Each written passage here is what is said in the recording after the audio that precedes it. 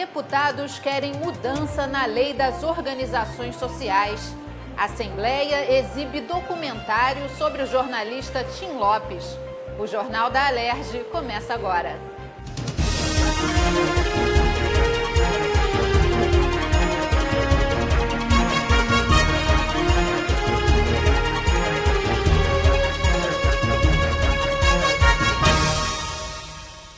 Boa noite.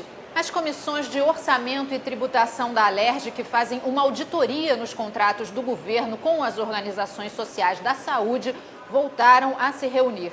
Os parlamentares ouviram o subsecretário jurídico da Secretaria de Saúde e questionaram a eficiência dos editais desses contratos, que não estipulam os valores que devem ser repassados.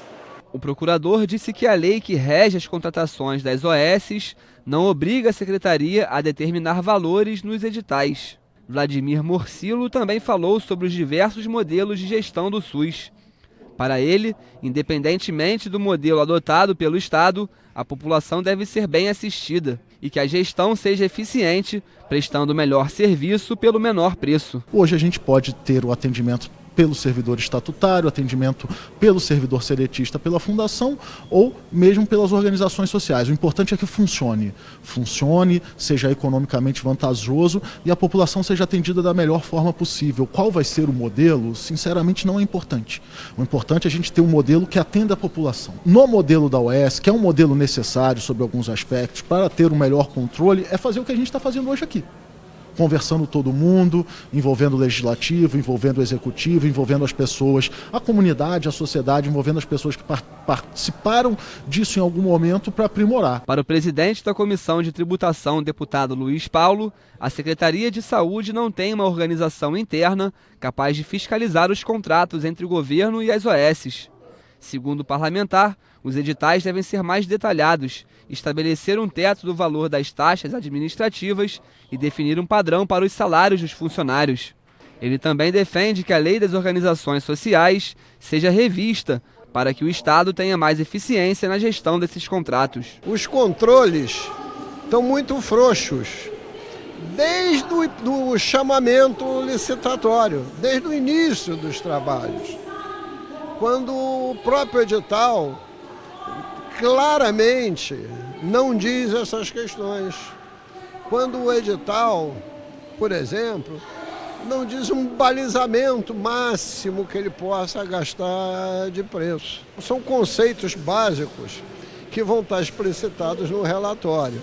Aquilo que deve constar no edital, mas também aquilo que deve constar na lei que precisa ser modificada para melhor, exatamente com a ótica na eficiência. Volto a dizer, eficiência é meta qualitativa e quantitativa com preços factíveis.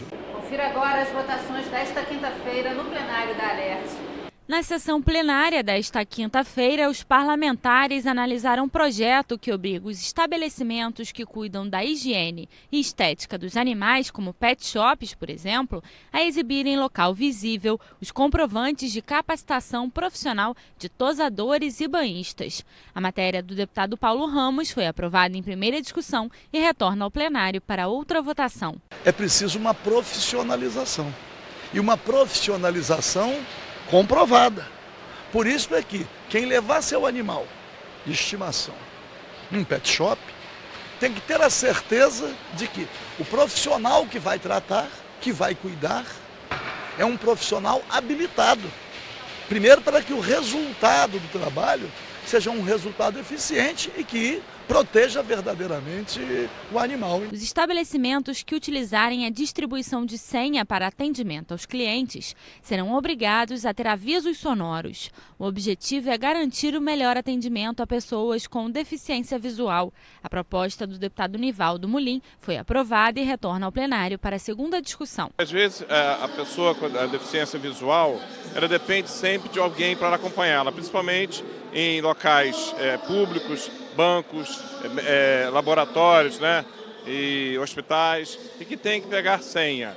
Então, às vezes, tem um constrangimento, tem que estar perguntando a terceiros, né, em que número está. Então acho que é de grande importância. Já o deputado Luiz Martins quer que os prédios residenciais e comerciais tenham cadeiras de rodas para atender a moradores ou visitantes. Quem descumprir a regra poderá ser multado. O projeto recebeu 16 emendas e retornou às comissões. Por experiência de um assessor meu que teve a mãe, tomou um tombo, quebrou a perna, por ela ser uma pessoa com peso mais alto, para remover de dentro da sua residência foi muito difícil. E os prédios não estão aparelhados, principalmente nós, né, que a população está envelhecendo. A gente tem um número grande de pessoas portadoras de deficiência. Eu acho que mais do que justo as residências ou prédios comerciais acima de 24 unidades terem as cadeiras disponibilizadas não só para os visitantes, mas para qualquer acidente que ocorra dentro do imóvel ou para facilitar a locomoção dos moradores. Aviso aos passageiros: antes de entrar no elevador, verifique se ele está parado no andar. O alerta passará a ser obrigatório nos prédios com elevadores.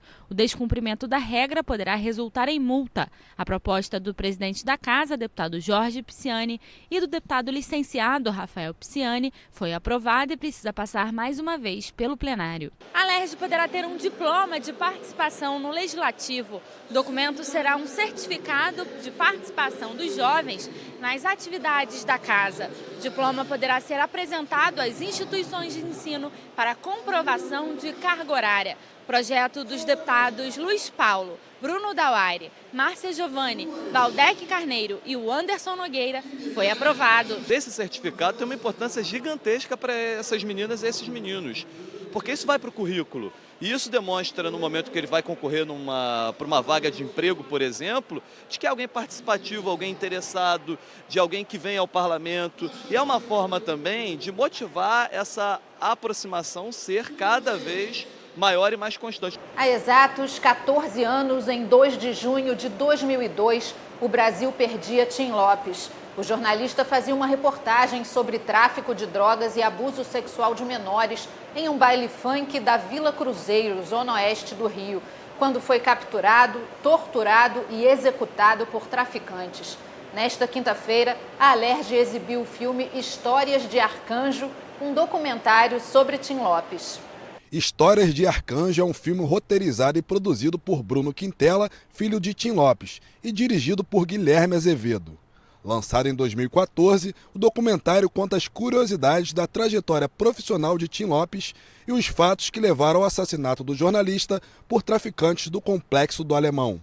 Está desaparecido há 48 horas o repórter Tim Lopes. Começou o trabalho no início da semana passada. Mas ali são promovidos bailes funk, onde acontecem shows eróticos com menores de idade. Os disseram que já tinham pedido ajuda à polícia. A polícia até agora não tem nenhuma informação confirmada sobre o que aconteceu com o jornalista. A ideia era fazer um filme sobre a vida do Tim, não sobre a morte. A morte todo mundo já sabia que tinha acontecido. Vamos deixar a morte como ponto de partida.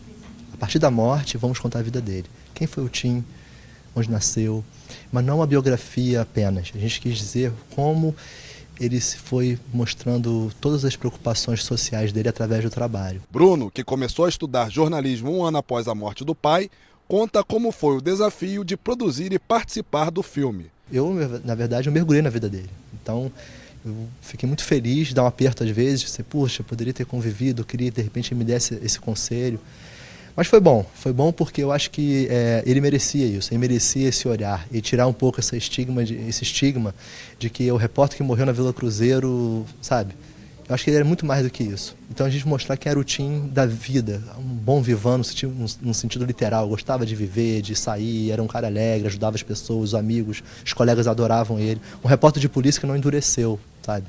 Pelo contrário, acho que tantas matérias fortes ajudaram e contribuíram para que se tornasse um ser humano muito mais doce, né, para tentar enfrentar todas as agruras que a gente vive nessa cidade. Após a exibição, Bruno participou de um debate sobre jornalismo investigativo e respondeu perguntas da plateia sobre o documentário. O jornalismo investigativo, depois da morte dele, ele passou a receber muito mais atenção, mas também começou a abrir a discussão. Será que há proteção para os jornalistas, investigativos ou não? Eu vou cobrir o confronto, eu tenho essa proteção? Eu vou fazer uma matéria de denúncia, eu posso sofrer uma represária, eu posso ser morto? Então, acho que a proteção contra o jornalista e a liberdade de imprensa ficaram em jogo naquele momento e houve uma discussão nova. Qual é o papel do jornalista hoje? A gente tem que saber até onde a gente vai. Eu acho que essas perguntas que o Tim deixou aí e a gente está tentando responder a cada dia. E amanhã, às 21h, o programa Alerj Debate vai relembrar a história de Tim Lopes e discutir a violência contra profissionais da imprensa. Participam da conversa o jornalista Bruno Quintela, filho do Tim Lopes, o deputado Zaqueu Teixeira, ex-chefe da Polícia Civil, e a jornalista Carmen Pereira, da Federação Nacional dos Jornalistas. Fique ligado. O Jornal da Alerj fica por aqui. Acompanhe a nossa programação pelo site e pelas redes sociais. TV Alerj, o canal do Povo Fluminense.